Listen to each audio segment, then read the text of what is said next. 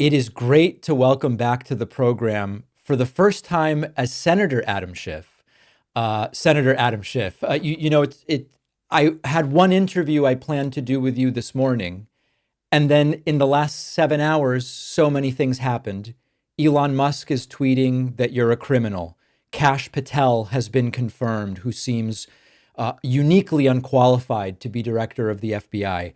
To start like at the 40,000 foot level, is this first month of this administration exactly what you expected, or is it even worse? Because I expected it to be pretty disturbing, and I'm finding myself thinking this is even worse than I anticipated. Oh, I think it's much worse, and I had a very low expectation.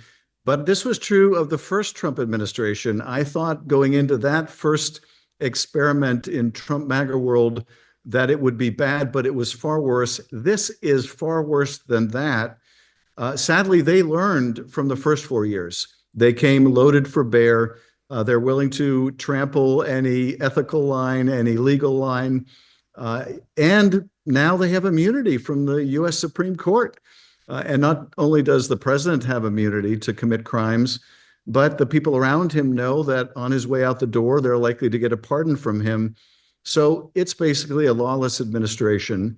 And we are really going to be tested over the next 4 years. But just to look at those events of the last 7 hours, only in Trump's America, where people who violently attacked police and beat them and gouged them and bear sprayed them on January 6th get a pardon. Those violent criminals get a pardon. And the people in the FBI who investigated them get purged. Only in that kind of a world, that upside down, wrong-headed world, can a sycophant like Kash Patel become an FBI director. But that is tragically where we are. We were told this would be an administration that champions law and order, but it seems to be very much the opposite with these pardons and with essentially a recreation of Richard Nixon's "if the president does it, it's not illegal" that we saw recently. We were told this would be good for the middle class, but they want to decimate the CFPB. They want to do away with apparatus that can actually defend against the overreach of whether it's corporations or whoever. I'm very worried about just the average American who works for a living and has sort of the nominal amount of savings most people have. It seems as though these protections are being taken down one by one. And as you point out, I don't know what backstop there is at this point to put a stop to it. You're absolutely right. What we're saying is truly Orwellian. It's the kind of doublespeak that George Orwell imagined. But now we're seeing they are firing inspector generals in the name of rooting out corruption. They are firing the head of the Office of Government Ethics in the name of ethics. They are going after and firing wildland firefighters in the service of fighting fires. It's also ass backwards. None of it makes any sense except viewed through the perspective of what they're really after, and that is getting rid of all the checks in the system so they can raid the Treasury, so there's no one to stop them from plundering the resources of the country to fund a massive tax cut for super rich people and large corporations. That's what this is all about. And where all these lines intersect is the more they can stop any kind of opposition, any kind of even oversight, the better it is to plunder the Treasury. So anyone that stands in their way, any independents in the Congress, any independent overseer, whether it's an inspector general or the government ethics office, they have to be fired. They have to be done away with in order for Trump to really fill the swamp in the name of emptying the swamp. When I watched this Kafka-esque event in the Oval Office last week where Elon Musk and one of his kids were really getting all of the attention as the president sat sort of hunched over and looking dejected and certainly not in control. I saw this Sean Hannity interview again where I don't know who's babysitting whom, but Elon Musk is there alongside Donald Trump, and Hannity seems to be really deferring to Musk rather than to the president. What is your sense of who's really in charge right now? Well, Donald Trump, I think, is older and his age is really showing. I think he's never been particularly interested in running the government. He's more interested in the trappings of government. So he's more than happy to be out on the golf course and let Elon be Elon. I think he views that as a great division of labor. And more than that, he's content to have Elon take the heat. And that way he doesn't have to. And I think we have to be careful, even as we point out all the conflicts of interest that Elon Musk has, all the self-serving, self-dealing, that we don't lose sight of who's really behind this, and that is Donald Trump. But I think Trump finds him useful. He doesn't want to expend the energy to run the government, so why not outsource that to Elon Musk, who will outsource all of our jobs and only enrich himself. So I think that's the deal. Trump looks old.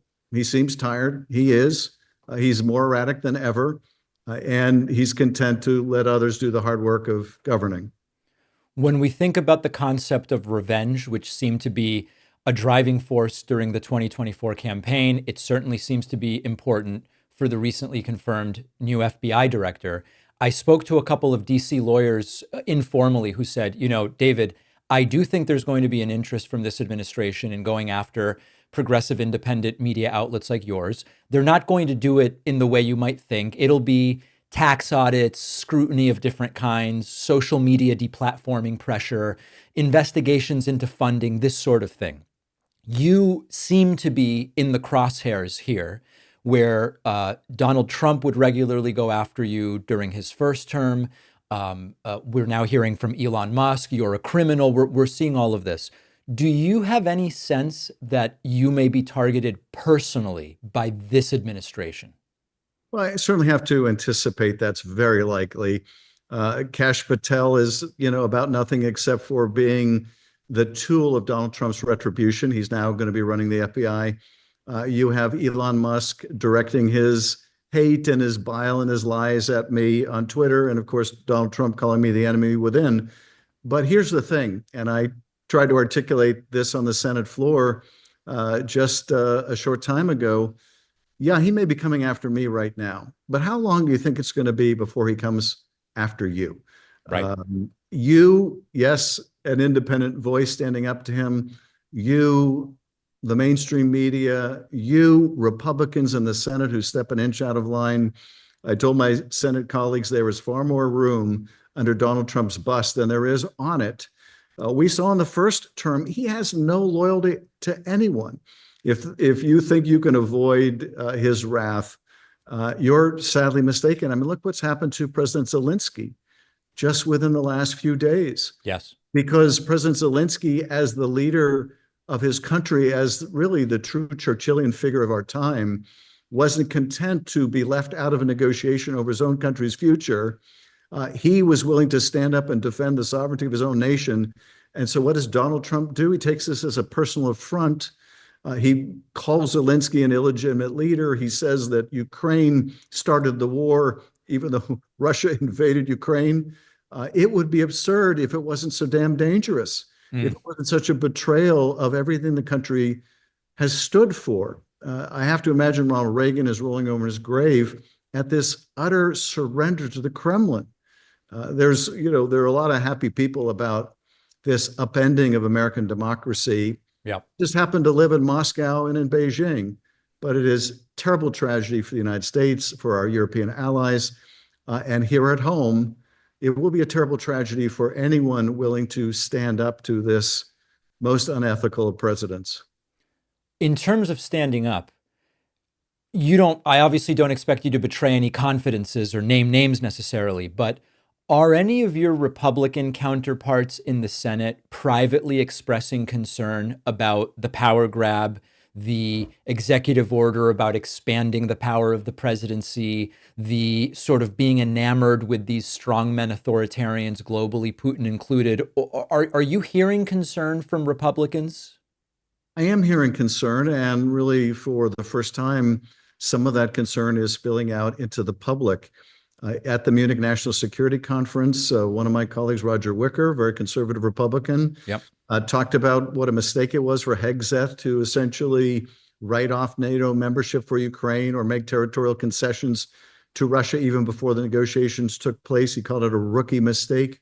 And I think he's been even more forceful in pushing back against the president's lies about who started the war in Ukraine.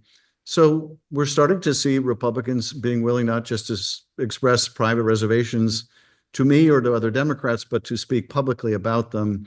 We saw a couple Republicans vote against Kash Patel today.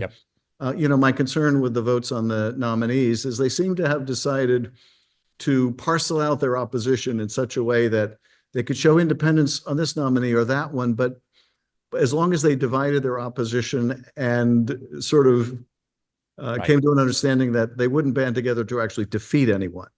Well, that really doesn't do much good, except maybe help them politically. What we are really going to need are Republicans willing to stand up and voice their concerns in the way that really matters around here, and that is with their vote. The last few minutes we have, I'd like to talk a little bit about Democratic strategy.